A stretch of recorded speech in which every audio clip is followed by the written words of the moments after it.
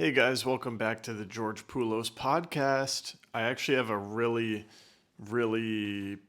potent insight to share in this one that has to do with the interplay between addictions and expanding into a new version of yourself, and how um, running back to addictions is very similar to running back to an old version of self, if not the same thing.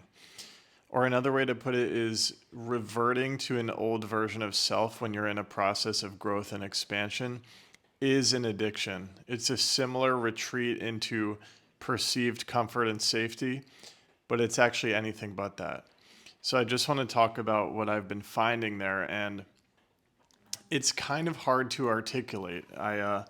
I suspect this particular insight will come out in a newsletter sooner than later, so make sure you're on my Substack newsletter if you're not already, because sometimes I do really let it ramble there, similar to these episodes, but other times I'm able to be a little bit more concise with the writing. But I do appreciate the podcast because I can just be very self-conscious about my vocal fry and also just speak active realizations out as they're happening.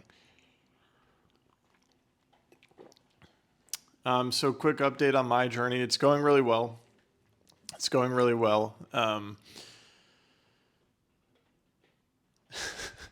It's Friday morning. I do feel ready for the weekend. Quick update about my weekends. This weekend is a little bit different. I do have things on the calendar this weekend that I'm particularly excited about. It's actually my birthday this weekend. It's a happy birthday to me. And I'm meeting up with a fellow internet artist, spiritual creative who I admire deeply, and then I'm going to be celebrating my birthday with my family, while also celebrating my family. I'm very grateful for them. So that's happening this weekend, but I've noticed something happening where I've been more and more protective over my weekends, and so I had, starting in 2025, I had kind of anchored in a once a month, 24-hour silent retreat, solo tech detox. So once a month, I would take 24 hours off of all tech and just sit in silence. I wouldn't do strict silent retreat, like I would walk around the city and stuff, but yeah, pretty much did a once a month, 24-hour silent detox. But what I've been finding, this trend is happening in my life where that silence is expanding. It's expanding. I feel like I'm being asked to protect more and more of my weekends. I almost feel like I'm trending towards somewhat of a weekly, weekend long silent retreat. Obviously, I'm not making it a strict rule right now. I've got a bunch of plans this weekend that I'm very excited about, but last weekend, I think I pretty much took the whole weekend off tech, just solo recharging. And then I did similar the previous weekend. So I'm just noticing how silence is expanding into more and more of my life. And I'm actually seeing that happen on a day-to-day basis too, right? It's really interesting because when you start something like a meditation practice, it seems like something you're adding to your day, like you're adding a meditation practice. But really when you get deeper into it, you see that, oh, actually in the meditation, I'm subtracting. I'm finally taking 10 minutes a day to do absolutely nothing. And what I'm noticing is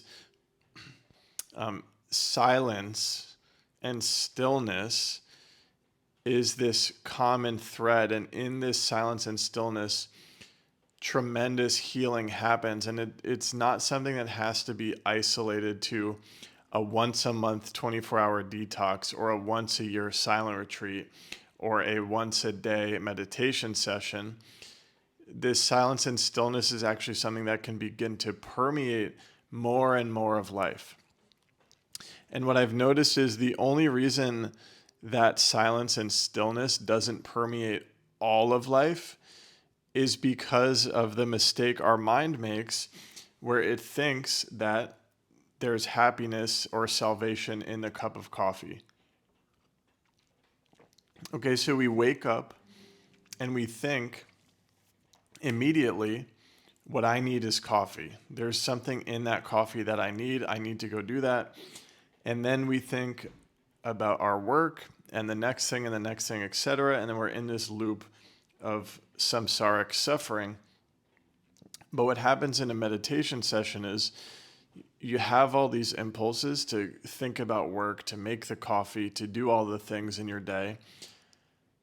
You have all those there, but then you meditate anyway because you know it's important. And then you just sit there. And then hopefully you hit a point where your mind kind of settles and you realize you actually don't need any of those things. Your mind was just making this mistake. So you start to see that in meditation, and then that can start to permeate. It will start, that seed in meditation will start to grow and it will start to permeate throughout more and more of your life.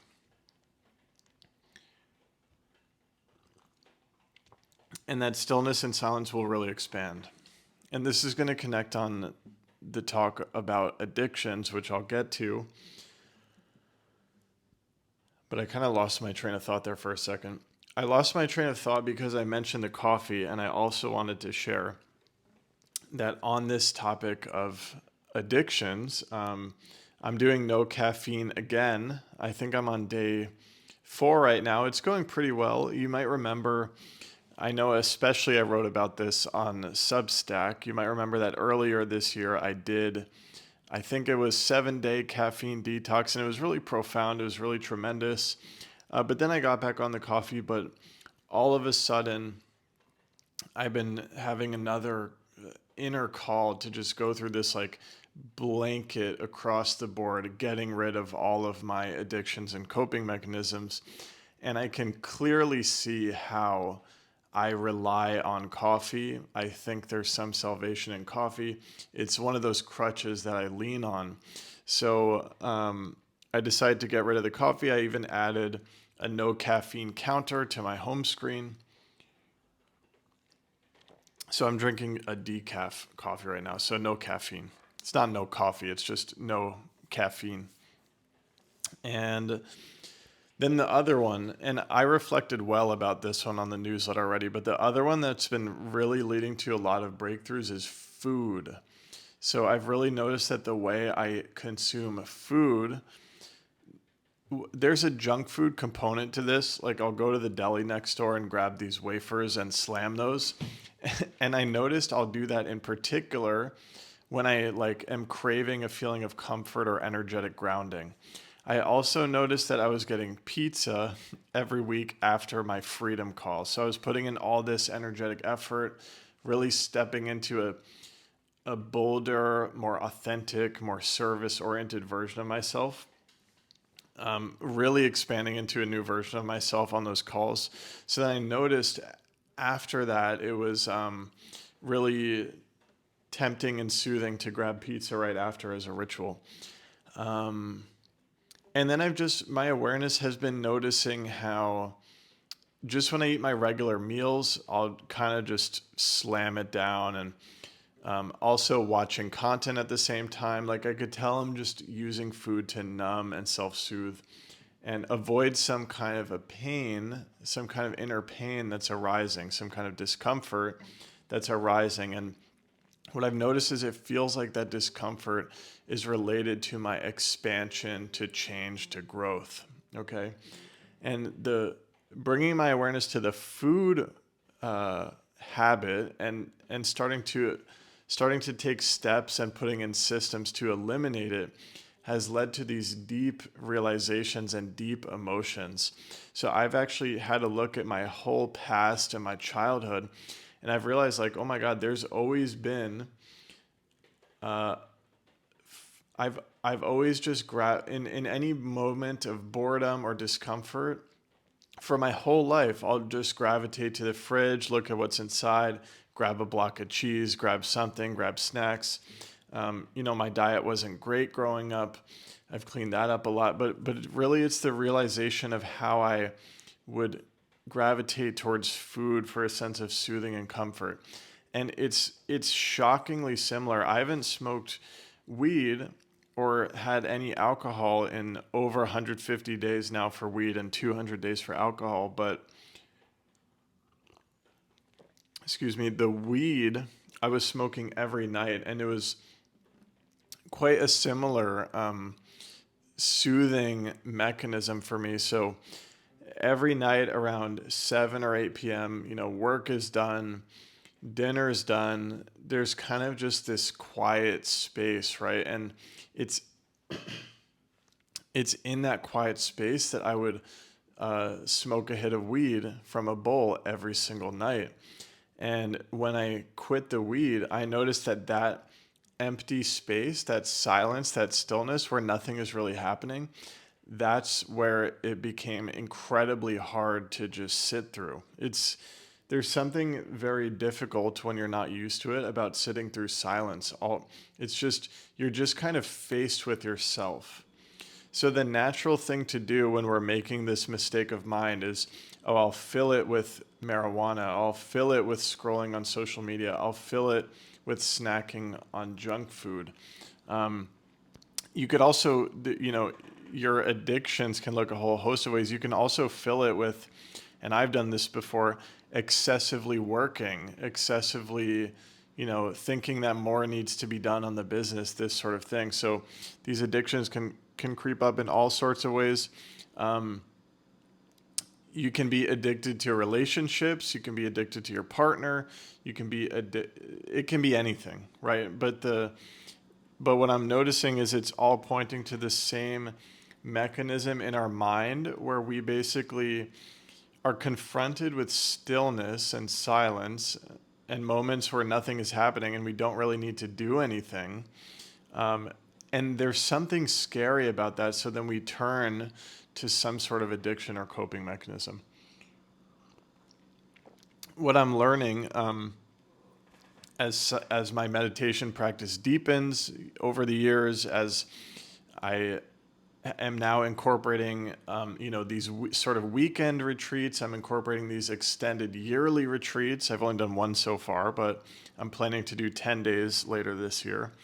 As silence permeates more and more of my life, I'm finding it is within that silence and that stillness, though it can be so uncomfortable, it's within that stillness and silence that the truth is found, that profound inner healing takes place. The profound inner healing takes place there, but we usually circumvent that by going to the weed or the snacks or the something or the partner or the whatever. But if we can learn to just sit in that, and meditation is great training for this, something tremendous happens. And it's not easy, guys. As I've been trying to overcome the food and the snacking thing that I have, it's like, whoa, watching these urges is insane. Like my mind is ready to do whatever it takes to get me to go to that deli. And I actually had a bit of a relapse yesterday, and I did go, and I had immense regret about the snacking, and now I'm starting that one over, but that's okay. Something I recommended to a client recently is if you are about to give in to some sort of an addiction or a bad pattern, at least keep your awareness on. So watch yourself the whole way. Watch what you're doing. Watch yourself eating it or smoking it or whatever. Watch what it does for you. Watch the regret come in. Watch yourself realize that it wasn't actually helpful. Keeping that awareness on can really help, because awareness will dissolve anything that isn't true over time. So that's a great step. And then another thing I'm noticing is because I've really taken care of my screen time, phone scrolling habits, it's like not a problem for me at all anymore. And what I've noticed is there's awareness first, then there's a stage where there's kind of systematic discipline. So like rules, like no phone after 9 p.m., no phone before morning meditation. So creating these kind of rules and boundaries can help at first. And then as you respect those over time, eventually the pattern falls away and you step into a new way of being. back to the stillness and the silence. Yeah, it's within that the growth actually happens. It's actually within that you get you'll you'll you'll meet yourself in the deepest way in that silence, and you'll what I actually want to suggest to you is that you'll actually meet God. You'll meet God in that silence and stillness. And that's actually what we're afraid of. We're actually afraid of touching ultimate truth. And that's why we run away to the scrolling and the content and the smoking and the pornography or whatever it is. We're escaping that ultimate truth that we're very, very afraid of, because that ultimate truth threatens our ego and it threatens our identity. Okay? And what I've noticed is, okay, when you're expanding into a new version of yourself, or another way to say that is when you're letting go of limitations and outdated ways of being to reveal who you already were, this is an inherently uncomfortable process. When you step into the unknown, when you expand, when you remember, it's deeply, deeply uncomfortable. Okay, so this can look any sorts of ways. This can be, realizing you need to set boundaries in your relationships. This can be realizing, oh my God, I'm in a job that's not aligned with my soul, and there's something that I really want to do here, and I've been scared to do it, and I'm going to start doing it. For me, a lot of the ways, expansion is where it's really when we expand into who really it's when we remember who we already are and we actually take the actions in accordance in alignment with who we really are. It's never just in one aspect of life, but one aspect where I'm really seeing it and being tested is in my business, right? Hosting these freedom calls, showing up on these calls, increasing my pricing, putting my prices in front of people, working with clients. These things are really, really expanding my outdated, limited stories about who I was, right? So there's something deeply uncomfortable about that expansion process.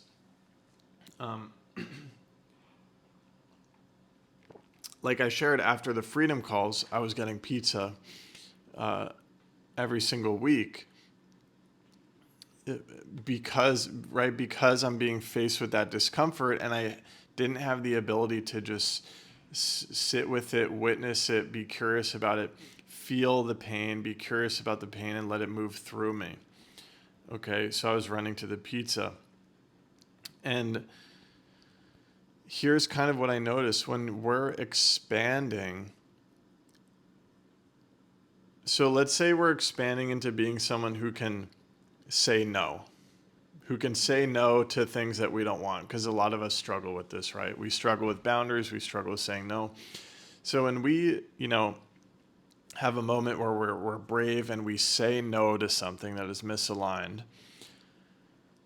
that's going to be uncomfortable, and there's going to be this temptation to take it back or to freak out or to go to some sort of pattern and numb out the discomfort, right? But it's actually just the sitting through that discomfort and letting yourself feel it and moving through it.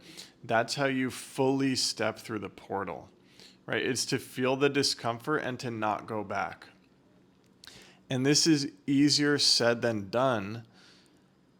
And I'm speaking from the impulse I had to grab junk food yesterday, and I was trying to resist it, but then the impulse just took over and I failed, right?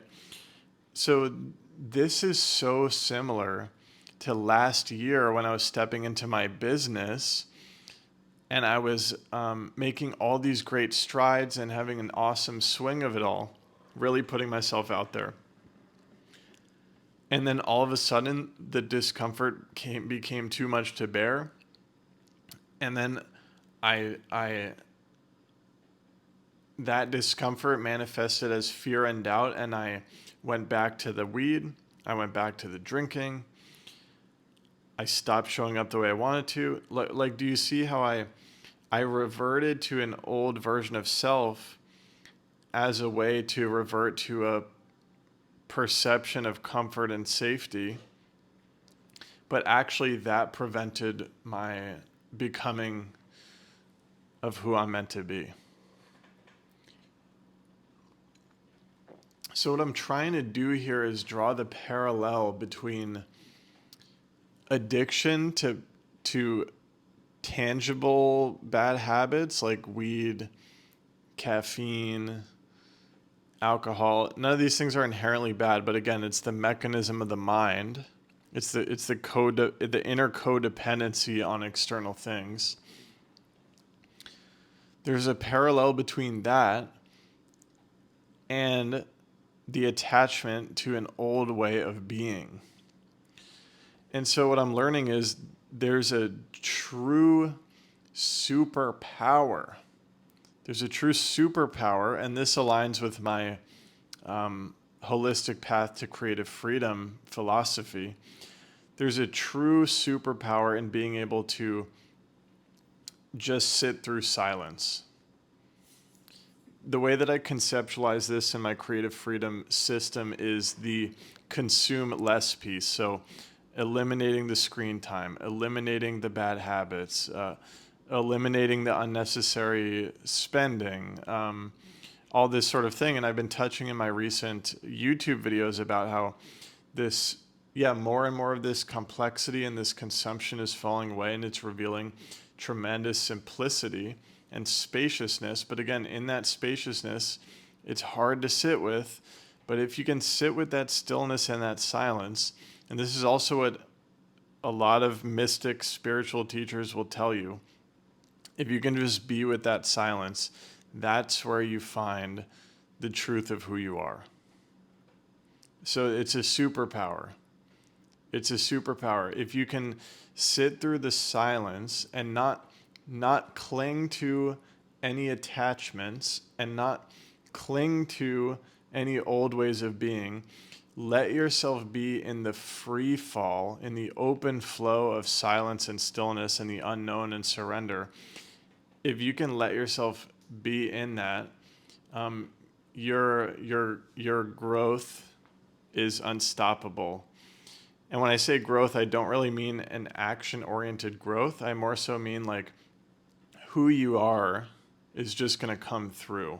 As in the universe or God is just going to start coming through you because you're finally allowing it. You're finally not clinging on to safety. So this is all easier said than done as we're in this human form, but this is the way. And I'll just share again, this is why creative freedom online is such a powerful exercise, because if you want to express yourself fully online, but you're not doing it, you're clinging to an old way of being. Then if you do it, if you post something raw and authentic online, if you express yourself, you just return closer to who you are inherently. And then there's going to be a temptation to delete the post or something, or to stop posting, or to start hiding again. It's sitting through all of that. It's that sensation of wanting to delete the post and hide. Your ability to sit through that and not listen to it is the superpower. That's where inner pain transmutes into tremendous healing.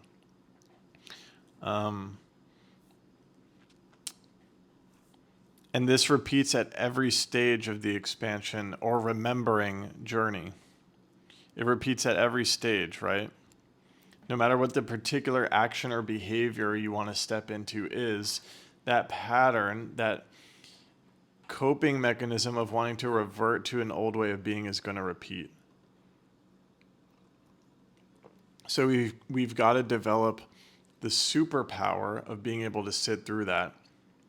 And it's just crazy how sitting in a 10 to 20 minute meditation is training the exact muscle required to do that. So it's really become very clear to me how that training ground of meditation is such a strong foundation for returning to the truth of who we are in our entire day-to-day lives. Let me play some guitar because I'm starting to get some finger picking here.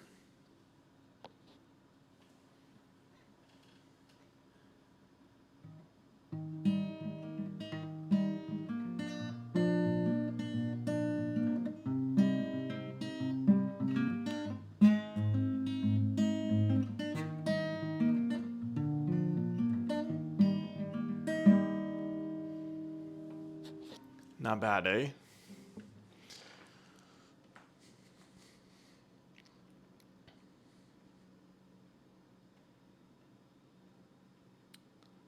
So that's just been a huge breakthrough, putting all those pieces together. Like the connection between